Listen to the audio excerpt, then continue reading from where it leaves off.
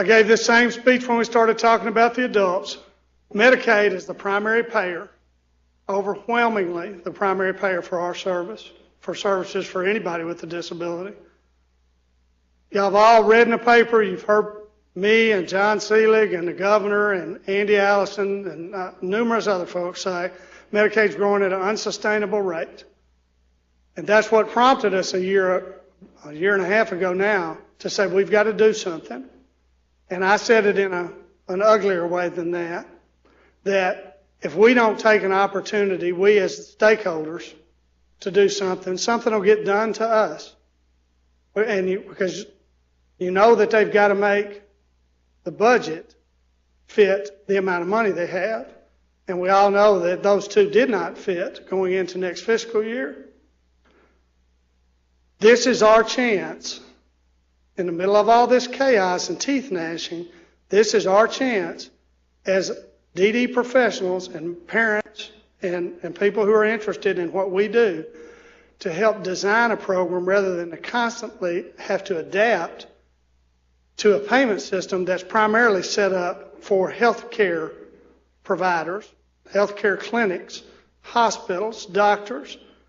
We've all known for years that by participating in Medicaid, there was a good side and a bad side, and the good side was we only paid about 25 cents on the dollar for the services. The bad side was that we had to fit ourselves into their model, and we didn't fit very well. This is our chance to hopefully design a model that we do fit into and to help them realize their goal of getting in under the amount of money that they have. This was part of a larger document that talked about changes to Medicaid that were going to be in effect in January of this year that was going to help the program make up for about a $130 million deficit. And that $130 million is in general revenue. So anytime you see a number like 10 down at the bottom, $10 million, that's not $10 million worth of services. That's about $33 million worth of service. And it's not all in one year. I spent all last week chasing data. Some of y'all in this room did too. I wanted to see the data that talked about the 6 hours. How many children were getting more than 6 hours? How many were getting less? What was the average? Was this a geographical issue? Was it a program issue? I finally got some data Friday night. And by then, I had decided I had been led down the wrong path. We had decided long ago that we wanted to change how we were doing things to make it easier on the families and easier on the providers, and frankly, easier on us. And then, with 3 lines or 4 there, put out in a document that was put in front of the legislature, we all got focused on that 6-hour issue, and that's an important issue, and we're going to address it.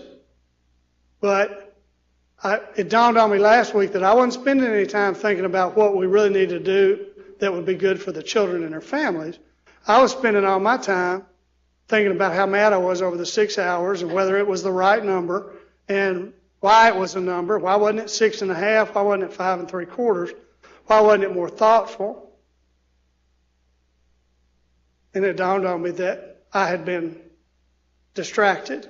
So I went and talked to John. John Seelig's my boss, and he's in charge of all of DHS, and I told him what I thought had happened, and he agreed. That our focus needs to be on developing the best preschool program we can develop that shows that we are thoughtful and that we're efficient and that we are being good stewards of public funds. And if we can do that, then we can use the results of that discussion rather than these 4 lines that don't really tell us much and weren't, as we've recently demonstrated, weren't written with consultation with people who really know about providing the service. Now, hopefully that lecture's over. Now, we're going to stop here in a little while and start talking. And I know it's going to be hard for some of you to not do what I was doing. And you want to say, well, why us? Why did we get put on there? Why are we lumped in? If I'm a DDTCS provider, why did I get lumped in with some of these other people? If I'm an RSPMI provider, I don't even provide preschool services for the most part. Why am I in this? But let's not do that. Let's talk about what we want to do and not talk about why somebody pointed at us. I know it's hard to do, but we're going to have plenty of discussion about whether 6 hours is even an issue that needs to be resolved.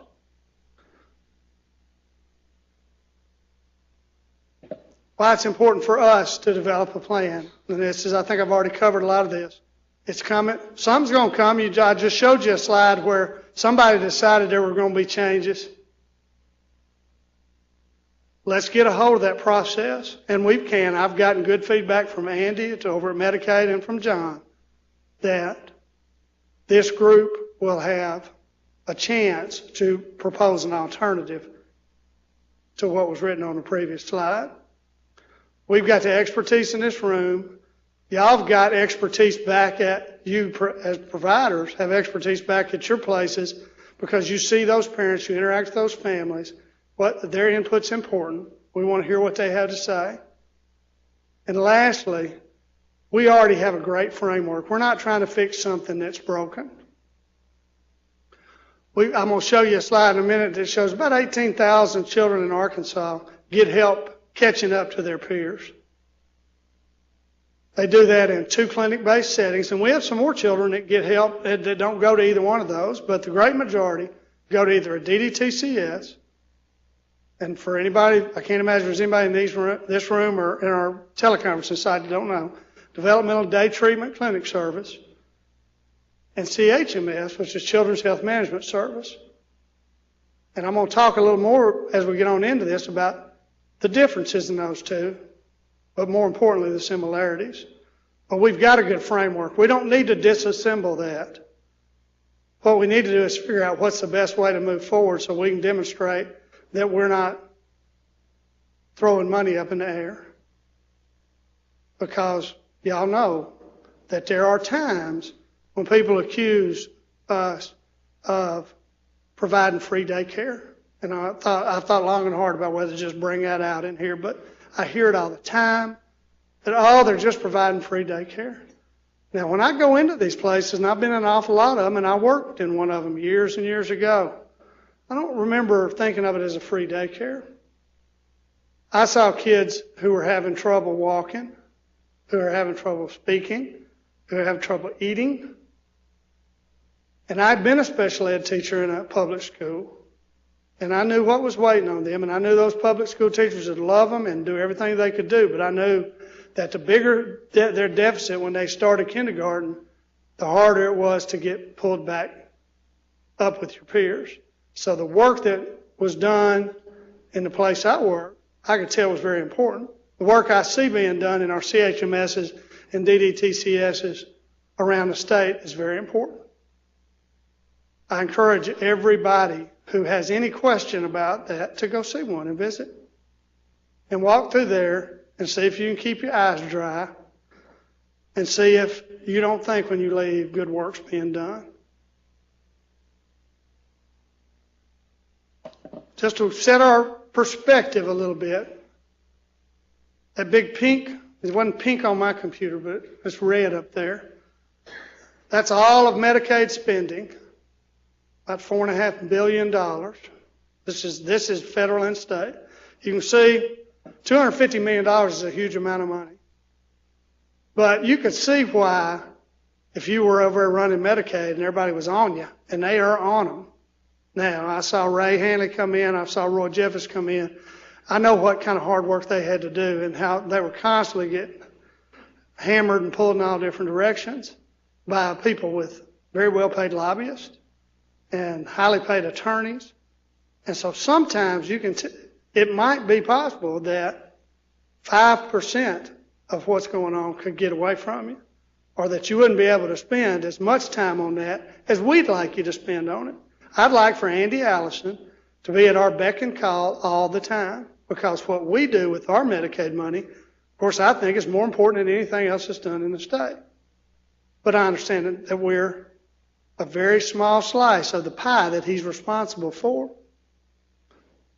Now, I talked to you about the fact we're going to focus on the clinic-based services today, and this is just to give you an idea of how it falls out. For about 45% are CHMS only. These are counting children. A little over 50% are DDTCS only. And then there's about 4% of the kids are both. Now, that could have meant they went from one to another in the course of a year, or it could mean that they're at one of our dually licensed providers, and we have several of those that operate both. This is just participation and I've used 2009 and 2012 for a reason. We had an odd jump in 2010 that had more to do with the way the providers billed for service than counting children, but this still gives you an idea. We've had about 11% increase in the number of children in the past 3 years. And that's one of those numbers that you don't know what it means. I mean, it means we're growing at 3 or 4% a year. But here's what gets Medicaid's attention. This is the total spending on clinic-based developmental services and therapies now. Where's Stephanie? I saw you. Stephanie said I'm not supposed to say preschool today. I've already said it about 15 times before she came in. And one of the reasons we're not supposed to say preschool is that we want everybody to understand that this isn't preschool like my daughter Claire went to, or preschool that you see on about every corner. This is very specialized developmental service and therapy. And the therapies, we all know, are OT, PT, and speech. When you add all those together, you see it's about $250,000. It started out in 2009 a little bit less. Now that's more than 11% growth. Now we can explain a good bit of that away because we had 2 rate increases in there for DDTCSs that had more to do with those providers, in the first case, lobbying for a rate increase that they hadn't seen in about 20 years. And in the second case, actually putting up the match money from proceeds of a provider fee. So this isn't something that grows. The rate doesn't grow on its own. It only grows when it's prompted to grow. And now I'm going to be honest with you, I don't know enough about the CHMS, how it's the rate set, to talk intelligently about it today. And I thought about if I should admit that. But then I decided that's not important for this discussion. What's important is what happens to those little children, and are they getting everything they can get. This is the annual cost per child, and this is everybody together, DDTCS, CHMS, and the therapies that are provided in those 2 places. And you can see it went from about $12,000 to close to $14,000, and I've already explained about the rate increases, how that might affect it. There's some other growth in there, and I hadn't had a chance to look at that data very well, or maybe I'm just not smart enough, that shows that providers get better. When they can't get a rate increase, they get better at billing, and that's normal. There's companies that help you do that. I think they're well represented here today. And that's okay too. I've been in a private sector. I was a provider, and you got to stay afloat, and you've got to make the most of your opportunities to increase your revenue, because there's always a need out there.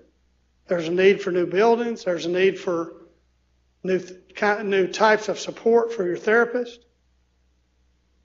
So I don't want to get off in an argument over huge scads of data over this the price increase, but I will tell you I did do a little bit of math. And it comes out to about almost $300 a week, which sounds like a huge amount. And almost $14,000 a year sounds like a lot. And of course, we'll hear some naysayers. We got a lot of naysayers up at 7th and Main. Some of them work over in our building. Some of them work across the street. But the average cost for the waiver for our school age and our adults is $40,000 a year. And that's a good service. And I think people are glad to get it, and I'm glad when one of our clients is able to get on it. But that's $40,000 a year for the rest of their life, and it'll go up based on inflation. So when we talk about 14,000 being a lot, we need to keep that in mind, and we need to be able to sure we remind others of that. If seeing the little kids get better and learning to ride a tricycle when they couldn't before, or learning to go to the bathroom by themselves, which is a much more important skill than sometimes bean counters understand. If that doesn't get to them, well, maybe this will. Maybe the money part will.